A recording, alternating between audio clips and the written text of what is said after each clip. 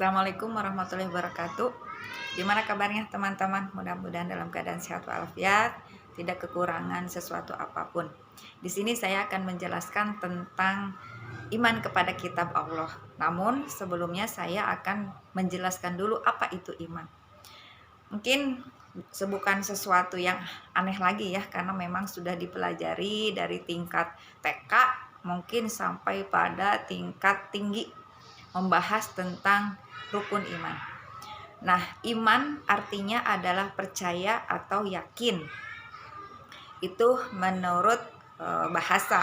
Namun menurut istilah adalah iman yaitu diyakini dengan hati, diucapkan dengan lisan, dan diamalkan oleh perbuatan. Jadi berdasarkan definisi yang tadi saya sebutkan, bahwa yang namanya iman artinya yakin di dalam hati, yakin seyakin-yakinnya, seperti kita memiliki gambaran ketika orang itu misalnya ketika akan dibakar di dalam api pasti akan merasakan panas. Nah, itulah yang namanya keyakinan. Sehingga misalnya iman kepada neraka ataupun kepada surga itu sudah tergambar di dalam dirinya. Bagaimana ketika dia melakukan perbuatan dosa, maka dia akan yakin akan masuk ke dalam neraka.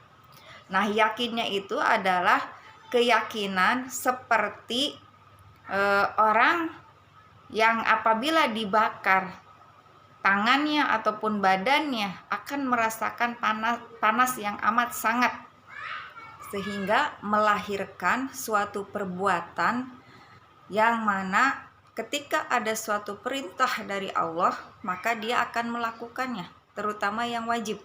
Karena apabila yang wajib ini tidak dilaksanakan, maka akan berdosa.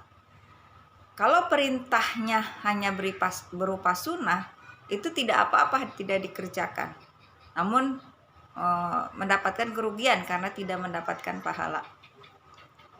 Begitu juga dengan larangan Allah Subhanahu wa Ta'ala.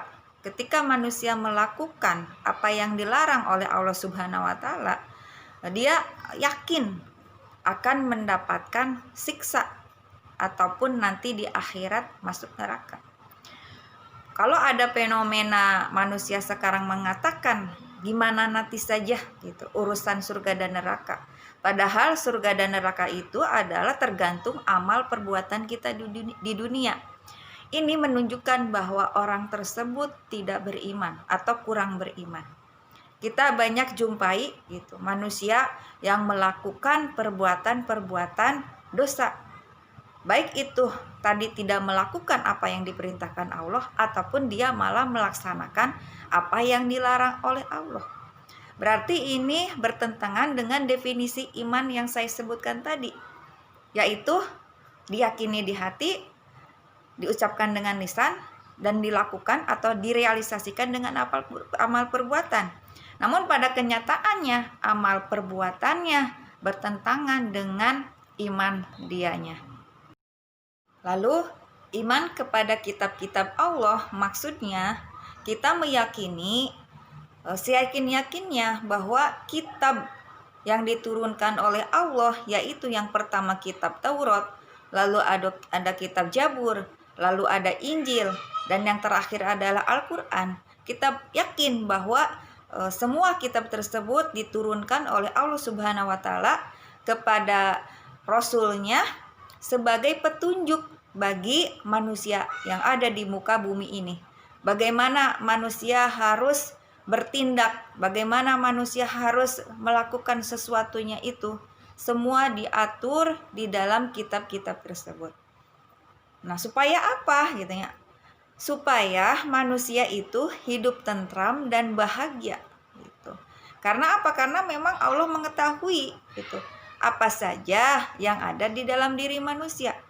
Baik itu ada hawa nafsu, ada akal, ada naluri seks, ada rasa lapar. Semuanya itu kan harus terpenuhi. Nah, untuk memenuhi hal-hal tersebut harus diatur. Kalau tidak diatur, maka akan terjadi kekacauan di muka bumi ini gitu. Dan balasan bagi Allah, bagi orang yang taat kepada Allah, yang ada di dalam aturan-aturan tersebut di dalam kitabnya, maka bagi orang yang taat akan masuk surga, dan bagi orang yang tidak taat maka akan masuk ke dalam neraka.